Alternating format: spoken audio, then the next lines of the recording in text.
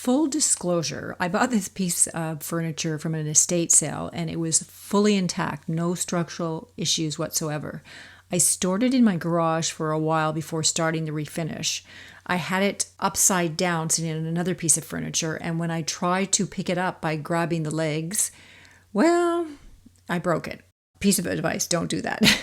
Because the apron between the two front legs cracked in two because of a knot, and that's where the crack happened. So my structurally sound piece instantly needed help. Not only did it need refinishing now, but it also had to be glued all back together and made structurally sound. So my bad.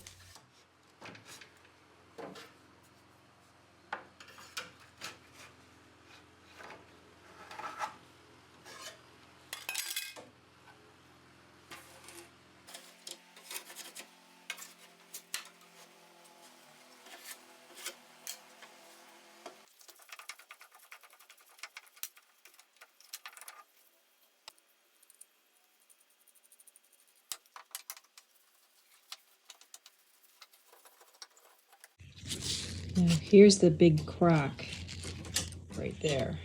And all the veneer is coming loose here. So this is going to come right off.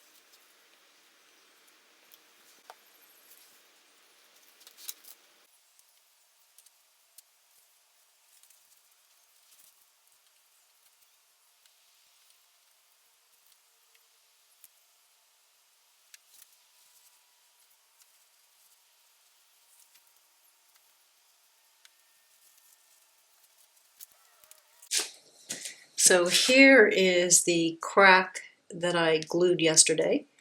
It failed right on the knot. So I just really saturated it, like really saturated it with glue.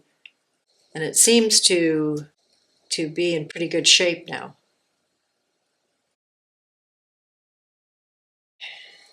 So this substrate is solid wood right here.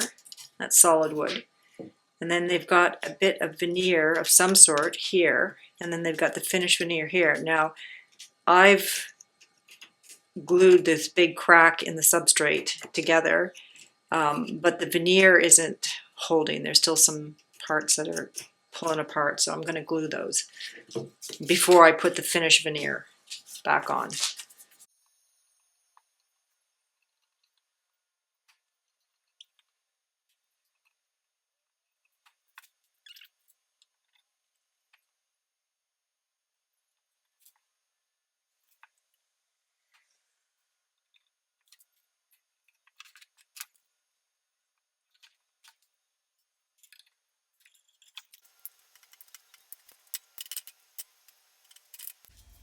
I know some people might think, why didn't I just put a brand new piece of veneer on it instead of trying to patch back all the broken little bits and pieces? But the reason I opted for that is, well, one, I didn't have a really close match in the type of veneer that I had on hand, so I thought it would stick out like a sore thumb if I patched in a piece. And it was quite visible because it was at the front of the cabinet. Of course, this didn't happen in the back of the cabinet, it happened right in the front. So I thought my best bet was try to patch in the pieces that I had, and it would be less noticeable that way.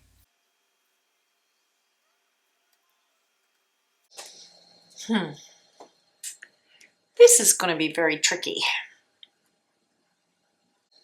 I'm just going to stare at it for the next 10 minutes and try to figure out how I'm going to glue it, in what order.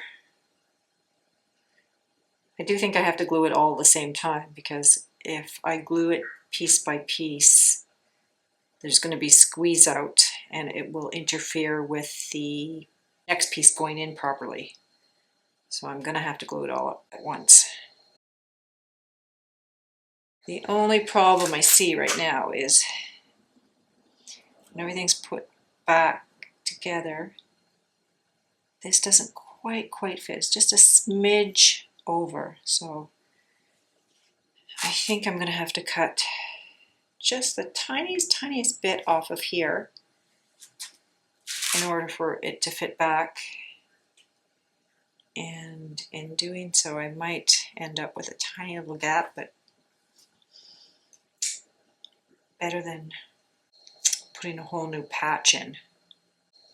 Okay, we'll give it a try.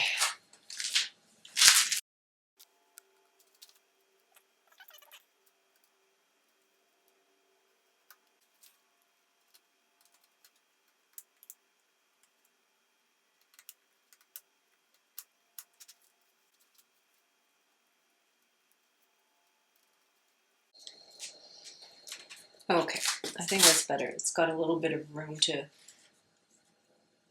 breathe now.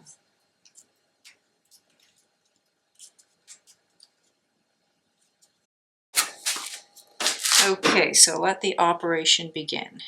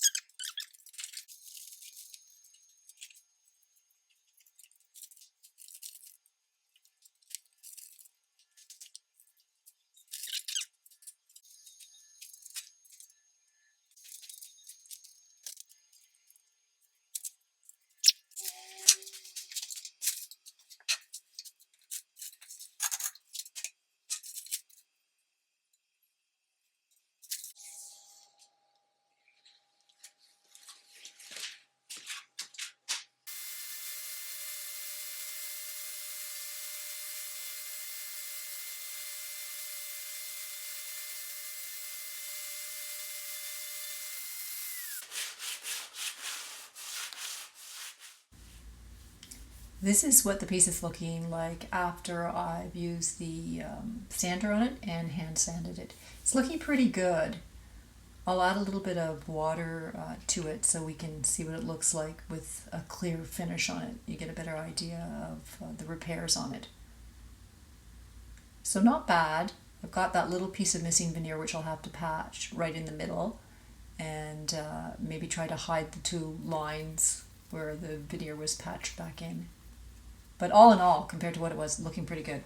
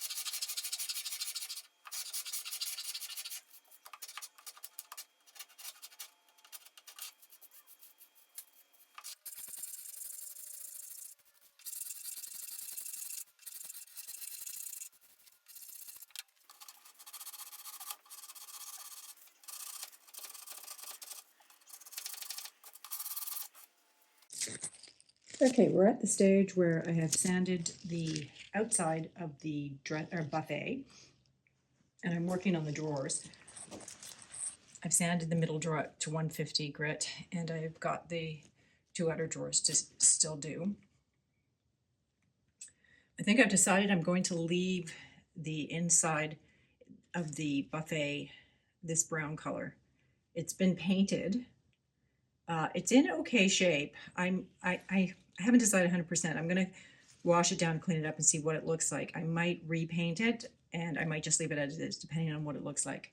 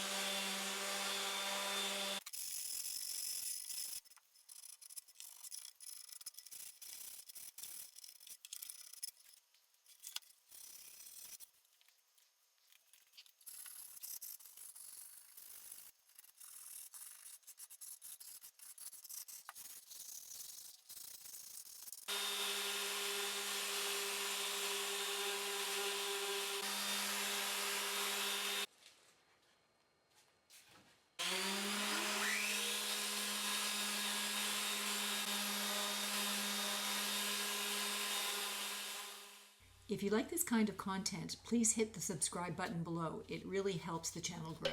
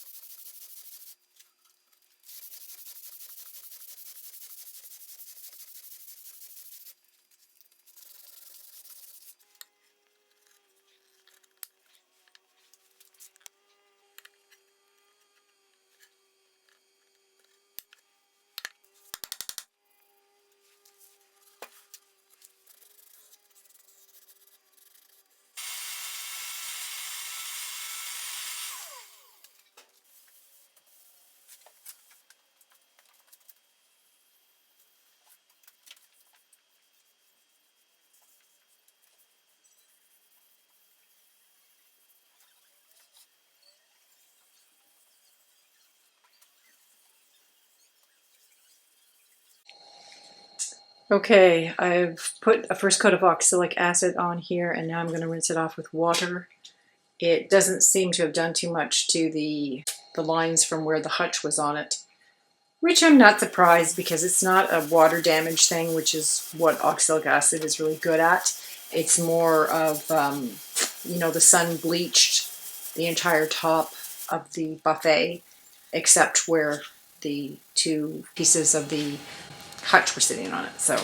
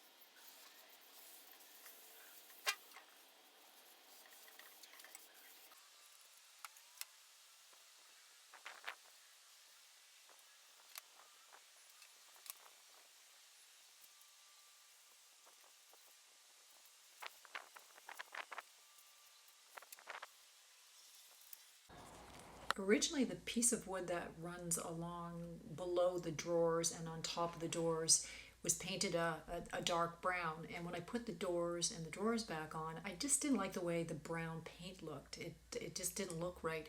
So what I ended up doing is stripping off all the paint and staining it with some toners to make it better match the rest of the buffet.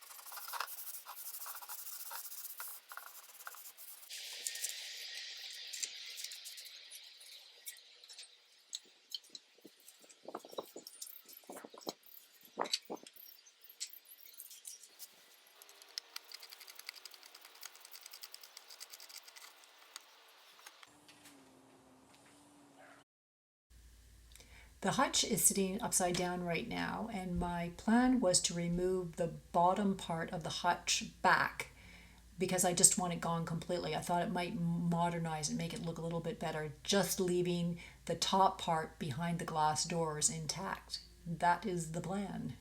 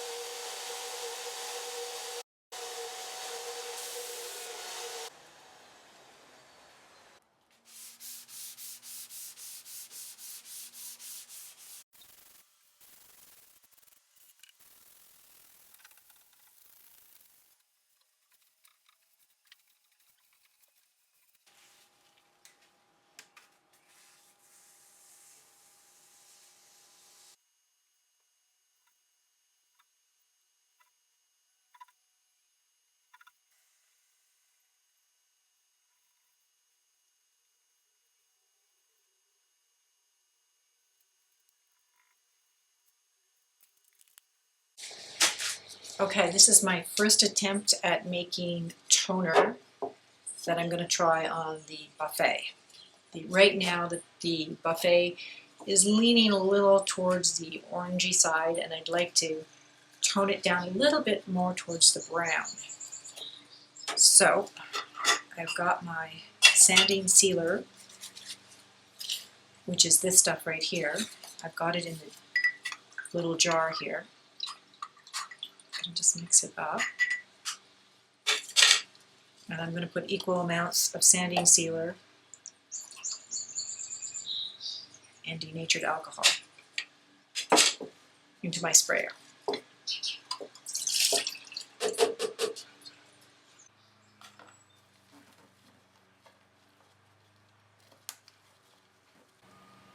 definitely darker. You know what?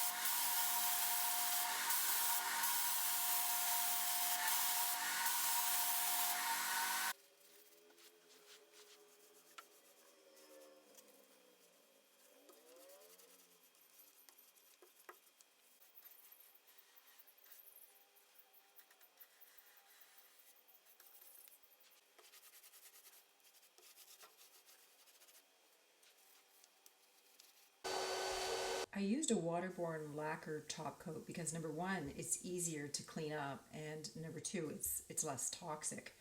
I gave it 2 coats and added a little bit of amber tint to the mixture to remove some of the coolness that's inherent in this particular lacquer. I learned a few lessons with this refinish. The most important one was never ever try to pick up a piece of furniture when you put it by its feet when you've put it upside down. We all know what happened then. Also, this was the first time making my own toner, and I will definitely try it again. It did shift the color slightly, but next time I'll try it on raw wood rather than already stained wood. The other important lesson I learned was that it's near impossible to camouflage the difference between the sun bleached wood and the non sun bleached wood. My only other option was to try to match the stain to the darkest unbleached part, and I could have probably made a better match that way. If anybody has a better solution, please let me know in the comments. But after all that, I'm still happy with the results. Enjoy the next few photos of the finished piece. Catch up with you next time. Bye.